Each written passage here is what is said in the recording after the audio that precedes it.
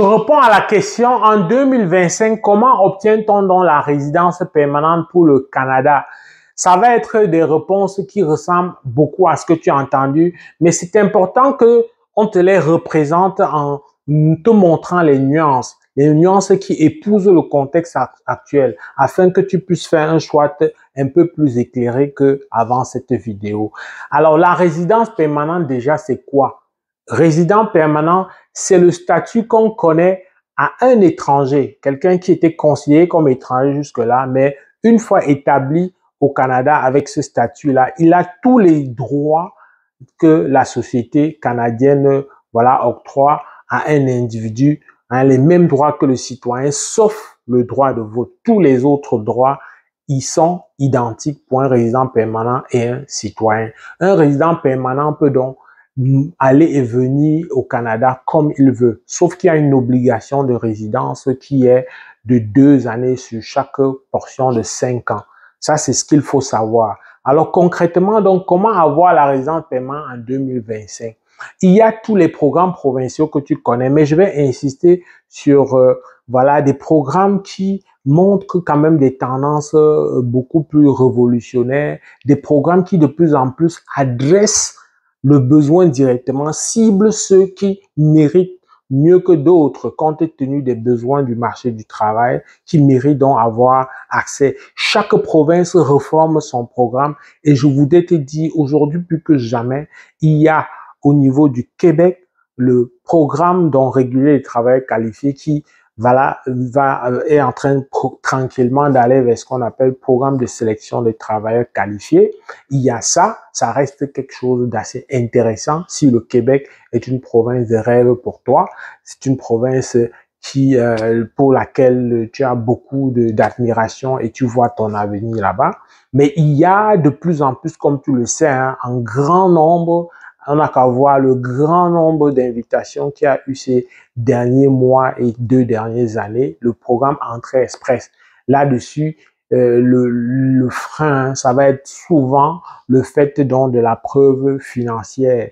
Mais ça, tu peux t'arranger avec un peu d'intelligence, avec un peu d'ingéniosité et de résultats autour de toi, avec voilà, en faisant preuve d'une bonne capacité de levée de fonds, tu peux finir par avoir ce qu'il faut.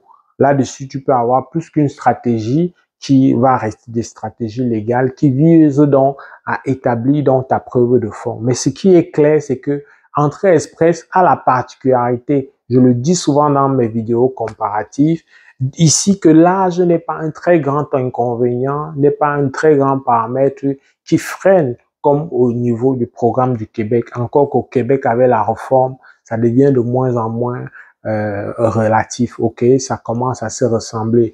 Mais voilà des programmes phares qui te donnent la possibilité de t'installer dans une province de grand public, dans une province de grande opportunité. Je pense ici notamment à l'Ontario, qui est la première grande province voilà, du Canada, la première, on va dire, puissance économique provinciale, mais naturellement ensuite le Québec qui est la deuxième destination.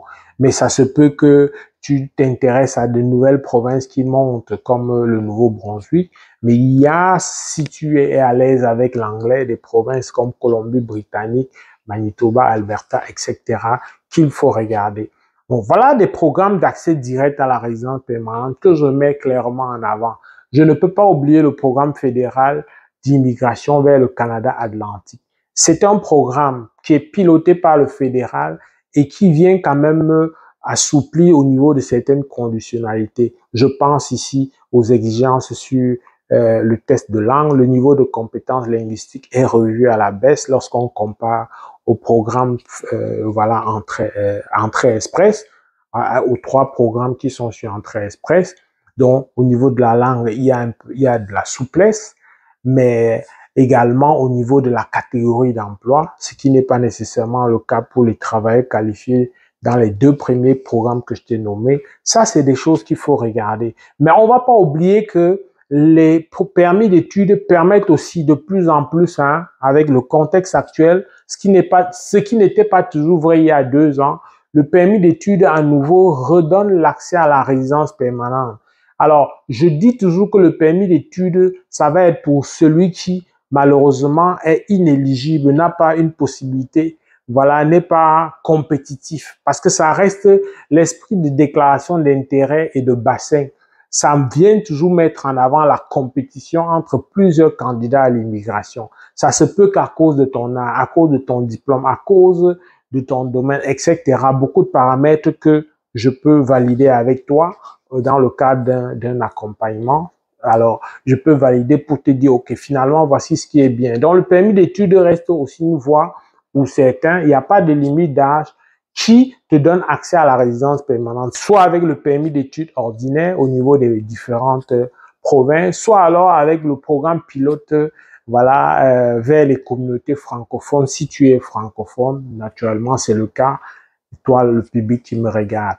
Donc, voilà des voies qui sont classiques. C'est sûr que le permis de travail reste aussi un moyen pour accéder à la résidence permanente. La beauté, c'est que même sans permis de travail, juste parfois avec une offre d'emploi, ben, tu as la possibilité de candidater dans plusieurs provinces. Ce n'est pas peut-être le cas au Québec, mais dans plusieurs autres provinces ailleurs. On va pas détailler ça ici, mais dans plusieurs autres provinces, rien qu'avec une offre d'emploi en bonne et due forme, mais tu as la possibilité d'avoir accès à la résidence permanente. Voilà les moyens par lesquels. Alors, tu vas dire que j'ai parlé du permis d'études, du permis de travail, j'ai pas parlé du visa visiteur. Oui, le visa visiteur permet aussi, dans une certaine mesure, d'avoir accès. Peut-être pas directement en tant que visa visiteur, parce que ce n'est pas un statut en tant que tel, mais le visa visiteur dans le cadre de visites exploratoires dans des provinces comme le Manitoba, lorsque la visite est active, ça peut venir faire en sorte de valider ton lien avec le Manitoba. C'est la même approche au niveau du Nouveau-Brunswick.